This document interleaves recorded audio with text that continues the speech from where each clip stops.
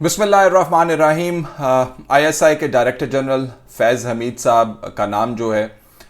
ख़बरों से उतर नहीं रहा है। लगता है कि मीडिया को जनरल फैज़ हमीद साहब बहुत पसंद हैं या उनके सितारे जो हैं गर्दिश में हैं। आज उनके हवाले से मरियम नवाज़ साहिबा ने इस्लामाबाद हाई कोर्ट में एक अपील दायर की है, जिसमें उन्होंने एवन फील्ड के रेफरेंस को, जो नैब ने 2018 को मरियम नवाज़ साहिबा को और नवाज शरीफ साहब को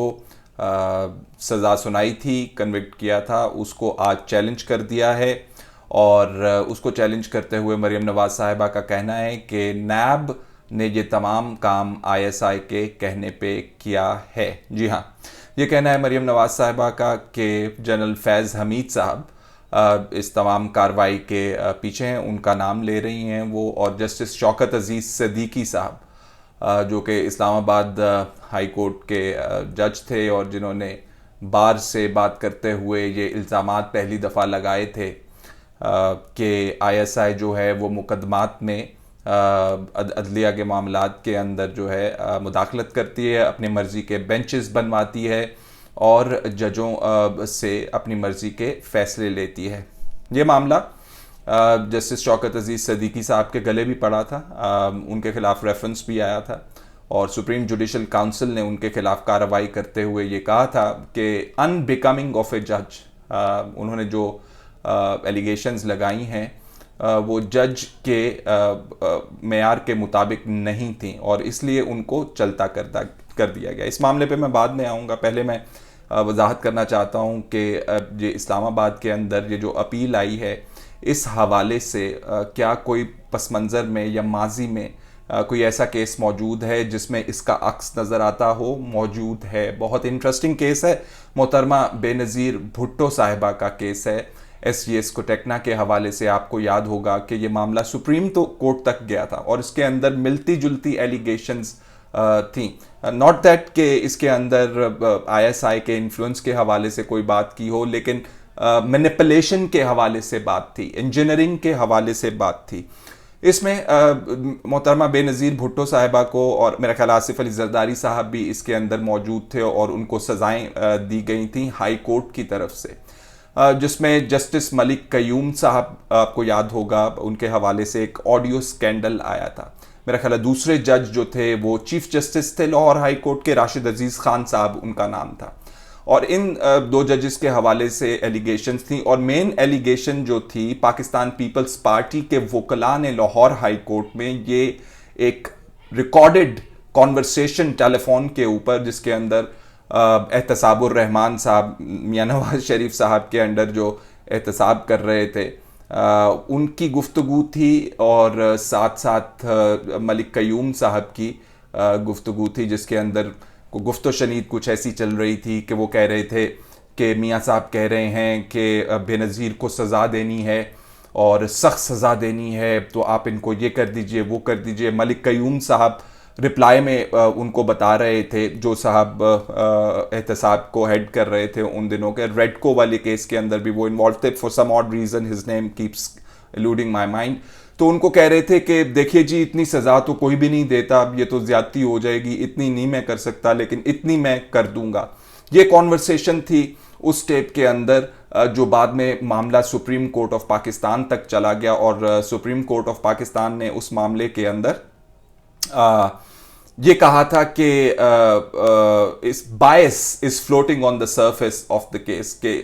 तासुब जो है वो इस केस के ऊपर जो है नजर आ रहा है, तैरता हुआ इस केस के सरफेस के ऊपर नजर आ रहा है। तो वो केस जो था, वो कन्विक्शन जो थी, खत्म हो गई थी बेनज़ीर साहिबा के हवाले से, लेकिन केस खत्म नहीं हुआ था। ये मैं यहां पे बता देना चाहता हूं। केस को रिमांड कर दिया गया था back to the trial court और कहा गया था कि इसको केस को दोबारा सुना जाए। तो ये हुआ था लेकिन वो कन्विक्शन ओवरटर्न हो गई थी। इससे पहले मोहतरमा बेनज़ीर भुट्टो साहिबा सेल्फ एग्जाइल में चली गई थी खुद से, ये फैसला आने से पहले कन्विक्शन का एसजीएस कोटेक्ना केस में, और आसिफ अली जरदारी साहब उस वक्त जेल में मौजूद थे। तो ममासलत जो है वो इंजीनियरिंग की या मैनिपुलेशन की आपको एक केस के अंदर नजर आती है। और अब इंटरेस्टिंग जो इसके अंदर एस्पेक्ट है वो ये है कि क्या इस्लामाबाद हाई कोर्ट ये एप्लीकेशन जो है कल कह रहे हैं इसकी समाअत होगी, एंटरटेन करेगा, और अगर एंटरटेन करेगा तो किस किस्म के शवाहिद जो हैं वो कोर्ट के सामने होंगे, तो मरियम नवाज साहिबा की कन्विक्शन जो है ख़त्म होगी, ओवरटर्न होगी। अगर मरियम नवाज साहिबा के हवाले से ये बात मान ली गई कि केस के अंदर मैनिपुलेशन थी, जज अरशद मलिक मेरा ख्याल है उनकी वीडियो भी इसके साथ वो दे रहे हैं, और साथ ये एलिगेशंस ISI वाली वो उसके अंदर डाल रहे हैं। तो अगर इस्लामाबाद हाई कोर्ट ये नया एविडेंस कॉन्स्टिट्यूट हो रहा है, एक जो कि पहली दफ़ा इस्लामाबाद हाई कोर्ट के सामने जा रहा है, और इस्लामाबाद हाई कोर्ट जो है अपैलेट जुरिस्डिक्शन के अंदर ये अपील सुन रहा है, और क्या ऐसे मामलात जो पहले ट्रायल कोर्ट का हिस्सा नहीं थे अब इस्लामाबाद हाई कोर्ट एंटरटेन करेगा या नहीं करेगा, ये एक बड़ा सवाल है। क्योंकि आम तौर पर जिन मामलात के ऊपर कन्विक्शन हुई होती है एक रेफरेंस के अंदर, ट्रायल कोर्ट के अंदर जिन मामलात के ऊपर, उन्हीं मामलात को परखता है बड़ा कोर्ट या अपैलेट कोर्ट जो होता है, जिसके पास जुरिस्डिक्शन होती है अपील सुनने की। तो अगर एडिशनल एविडेंस आ जाए, अगर कंपेलिंग किस्म का एविडेंस हो जो कि नजर आ रहा हो सारों को कि ये बात इसके अंदर मौजूद है, अब इसको किस तरह रद्द कर सकते हैं, तो फिर मेरा ख्याल है शायद कोई बात बनती हो। और जैसे मैंने मोहतरमा बेनज़ीर भुट्टो के केस का आपको हवाला दिया कि उस केस के अंदर जो ऑडियो कॉन्वर्सेशन थी वो बाद में आई थी, और उसकी बुनियाद पे सुप्रीम कोर्ट ने वो कन्विक्शन को खत्म करके केस वापस रिमांड कर दिया था और कहा था दोबारा से सुने आप इसके। तो एक चांस इमर्ज होता है कि ये कन्विक्शन जो है ना सिर्फ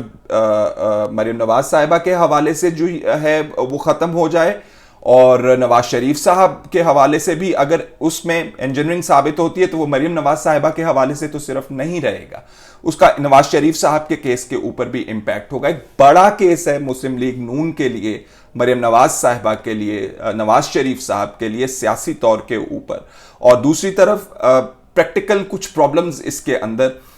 शायद आए। एक तो ये प्रैक्टिकल प्रॉब्लम है कि जो जस्टिस शौकत अजीज सदीकी साहब हैं जिन्होंने ये एलिगेशंस लगाई हैं, और जिनकी एलिगेशंस को बुनियाद, उनके इल्जामात को बुनियाद बनाकर मरियम नवाज साहिबा ने ये अपील इस्लामाबाद हाई कोर्ट में दायर की है,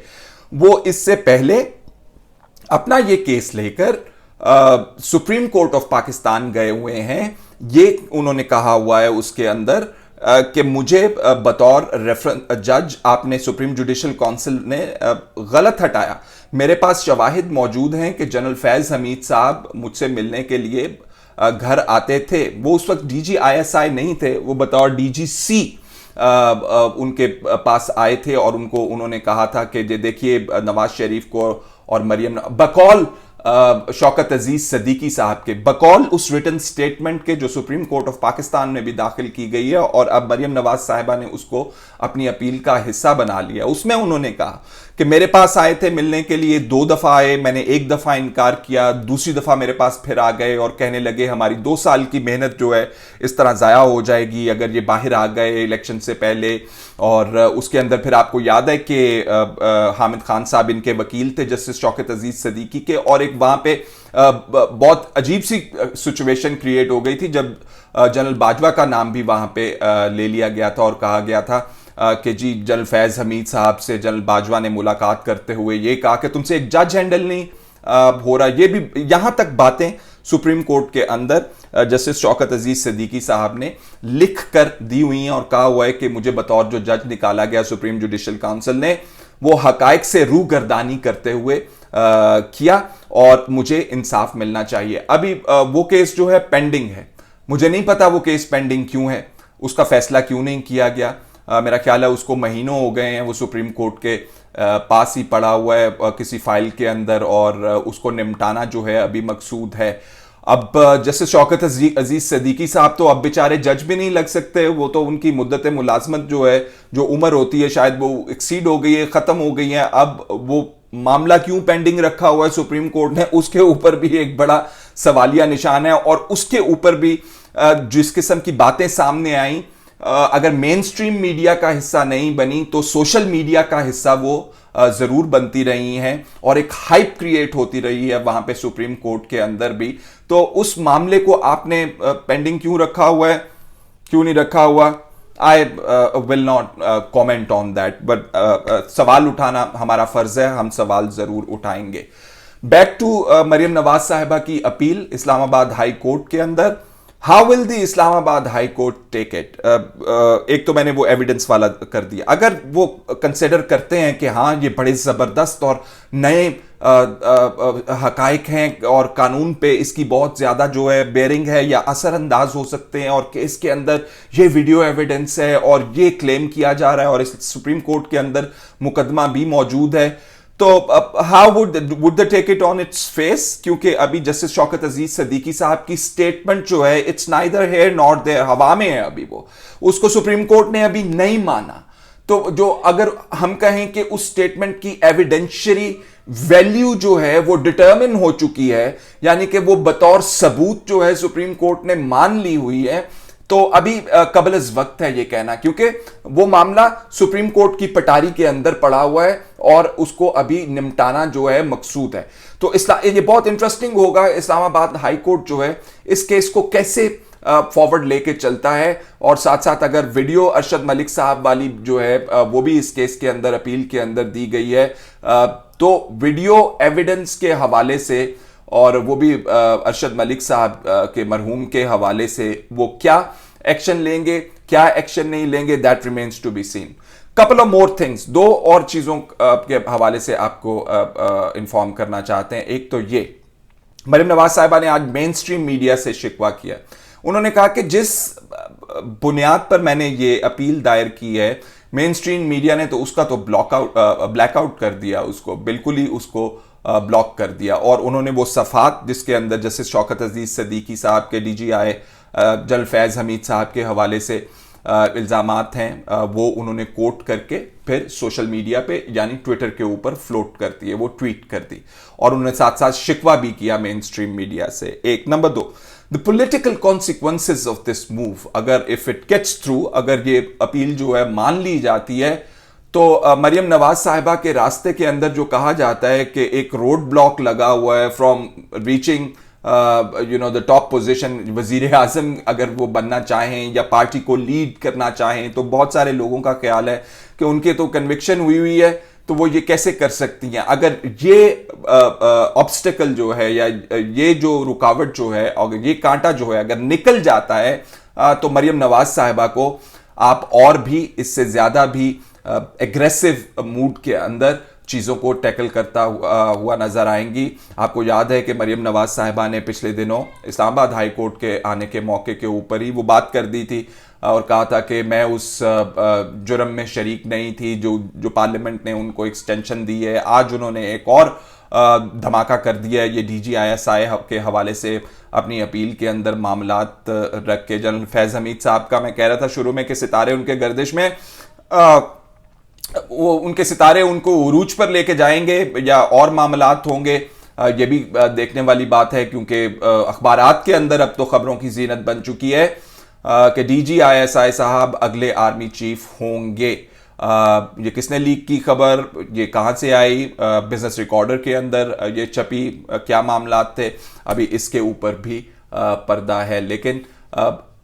इतने पावरफुल एक जो मामलात जिनके अंदर पावर टसल हो रही हो इस वक्त, वो आपके सामने जो हैं इस वक्त खुलते हुए नजर आ रहे हैं, और उनके अंदर अदालत जो है सेंट्रल रोल प्ले करेगी। देखते हैं आइंदा आने वाले दिनों के अंदर किस रुख मामलात जाते हैं। फिलहाल इतना ही, इजाजत दीजिए, अल्लाह हाफिज।